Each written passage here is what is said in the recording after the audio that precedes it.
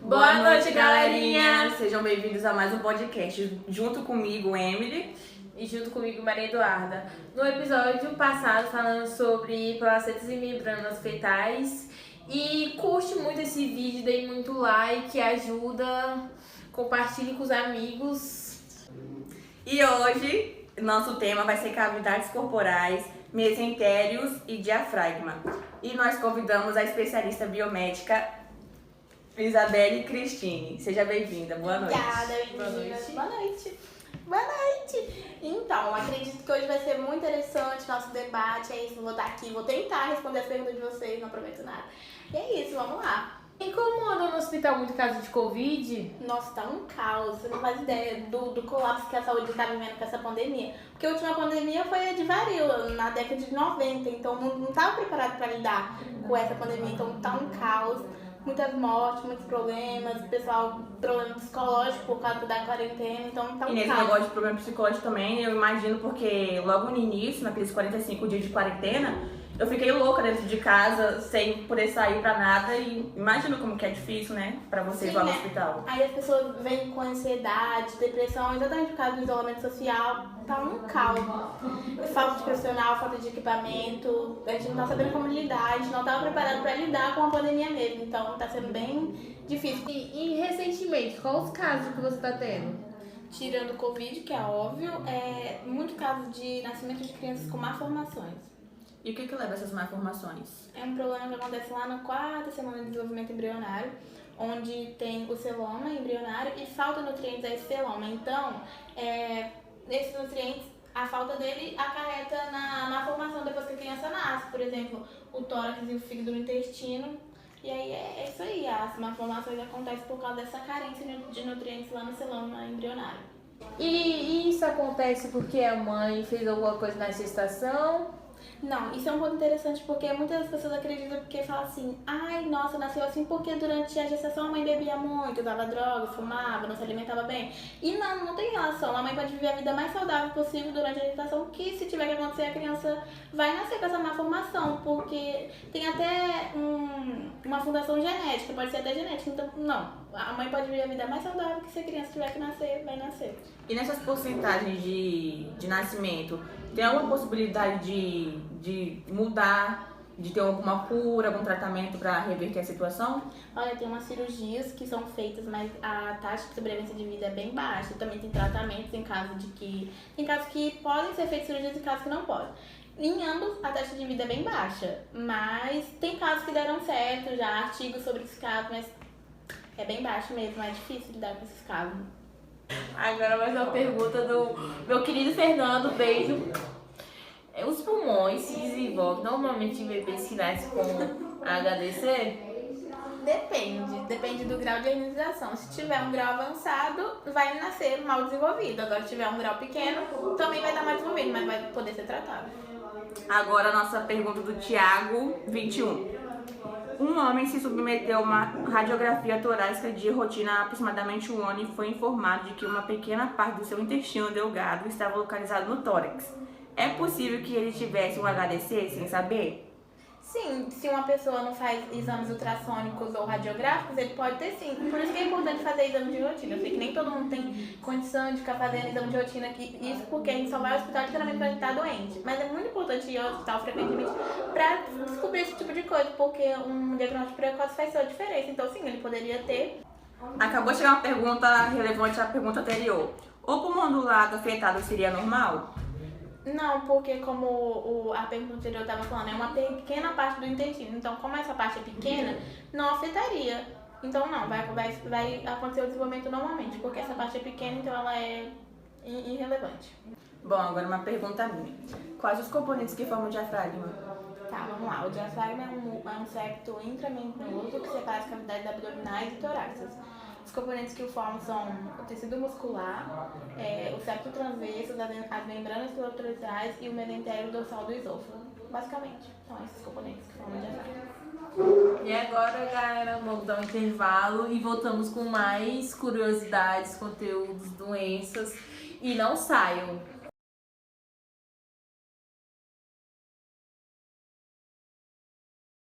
E agora voltamos com mais um podcast Brionando, do nosso pequeno intervalo. Com mais um especialista biomédico, Gustavo. Seja bem-vindo, boa noite. Obrigado. Boa noite, seja bem-vindo. Boa noite, pessoal do canal, do podcast. Como é que vocês estão? E é isso, gente. Estou aqui para poder ensinar vocês um pouquinho sobre embriologia, né? Parece um assunto chato, mas não é bem legal. Vocês vão ver. Bom, e aí, como é o seu dia a dia no laboratório? Muita correria? Olha, menina, tá. Sinceramente. Porque assim, como você falou, eu trabalho muito em ambiente laboratorial. Então, geralmente nas últimas pesquisas, a ocorrência, né, de células defeituosas, principalmente de embriões, tá bem alta, sabe? Então, tá meio que complicadinho, né? A gente tá E você tá conseguindo eu tô meio lidar com preocupado essas duas também. vidas, a vida pessoal e a vida profissional? A vida pessoal, amiga, nem tem. Até que tô, né? A vida pessoal tá meio fraca, mas isso aí a gente releva. Mas enfim, tá ótimo, né? Bom, no bloco passado a gente estava conversando com uma outra especialista sobre as doenças da quarta semana. A gente queria saber um pouquinho mais, se você puder explicar um pouco pra gente. Tá. Bom, primeiramente queria mandar um beijo pra Isa, minha amiga, do meu trabalho também, a gente é super parceiro, então beijo, Isa. Então, vamos lá. Na quarta semana do desenvolvimento do embrião, ele adquire um formato cilíndrico, né? E aí, quando ele adquire esse formato cilíndrico, é quando a gente pode ver ali a formação do aparelho faríngeo, que é responsável pela formação do pescoço e da face, né? E aí, o que forma esse aparelho faríngeo? São, no caso, vamos ter 6 arcos faríngeos, né? Bom, imagina que, por exemplo, o formato cilíndrico da embrião é tipo assim, né? E aí nós temos 6 arcos. Porém, desses 6 arcos, o 5º arco só existe, ele não serve para nada. E o 6º arco, ele não é visível, mas ele é funcional. Então, visivelmente, a gente vê 4, né? Então, nós temos aí o primeiro arco, segundo, terceiro, quarto, que é os visíveis. Esses arcos faríngeos, eles são formados por 3 camadas de tecidos, né? Que é o ectoderma, o mesoderma e o endoderma. O ectoderma, ele é uma camada mais superficial, né? O mesoderma é uma camada intermediária e o endoderma é uma camada mais profunda, entendeu? Além dos arcos faríngeos, né, que compõem ali todo o aparelho faríngeo, a gente tem ainda outros componentes, que são os sulcos faríngeos, a membrana faríngea e tem também as bolsas faríngeas, né? E, né, além desses componentes que eu acabei de falar, cada arco faríngeo também é formado por artéria, músculo, nervos e cartilagem, né? E qual a função de cada arco? Você sabe me dizer? Eu sei. Então, o primeiro arco, né, no caso vou fazer de novo a mãozinha, esse aqui, ele é responsável por formar os músculos da mandíbula e o maxilar, né? Além de ser responsável também por formar 2 ossículos do nosso aparelho auditivo, que é o martelo e a bigorna, tá? Então, o primeiro arco, ele participa da formação desses componentes, dos músculos, né, da face e de 2 ossículos do aparelho auditivo. Perdão, músculos não, da mandíbula e do maxilar, que são ossos, tá? E o segundo arco, ele é responsável por formar o 3º ossículo do nosso aparelho auditivo, né? No caso, na questão de osso do aparelho auditivo, que é o estribo. E também é responsável por formar os músculos da face, né? Os músculos da mímica, que a gente conhece aí, né? Além de também formar o corno maior do osso hieoide, porque esse osso nosso aqui a gente conhece como mandíbula, só que é o osso todo. Ele tem repartições e, né, nessas repartições a gente tem o osso hieoide, né? A gente tem se não me engano, o vômer aqui. Não, o vômer é aqui, perdão. E é isso, né? O 3º arco, ele é responsável por ossificar a cartilagem do osso hieoide, né? Que faz parte aqui da nossa face. Entendeu? E é isso. Então, o 4º e o 6º arco, né? Eu não falo do 5º, porque o 5º ele não é nem visível, nem funcional, então ele somente existe. O 4º e o 6º arco, eles juntam as cartilagens dos 2, né? Para formar, então, o aparelho laríngeo, né? Exemplos aí de aparelho laríngeo, a gente tem o cricoide, o elitinoide, perdão, e o cuneiforme. O sexto arco, exclusivamente, ele é responsável por criar ali os músculos da laringe, né? No caso, os músculos essenciais da laringe, né? Laringe é algo que fica aqui, né? E aí, na verdade, fica aqui, na verdade, né? Bem profundo aí. Então, agora, né, vamos continuando o assunto, vamos falar um pouquinho sobre as bolsas faríngeas e os sulcos faríngeos, né? Bolsas faríngeas já é bem didático, é uma bolsa, né? E os sulcos faríngeos são fendas nessas bolsas, né? Então, os sulcos faríngeos eles são revestidos ali por ectoderma, que é a camada mais externa que eu falei, né? E as bolsas elas são revestidas por endoderma, que é o tecido mais profundo. Vamos lá.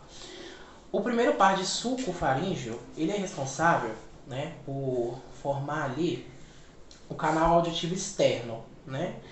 E também é responsável por como auxiliar a finalização do pescoço.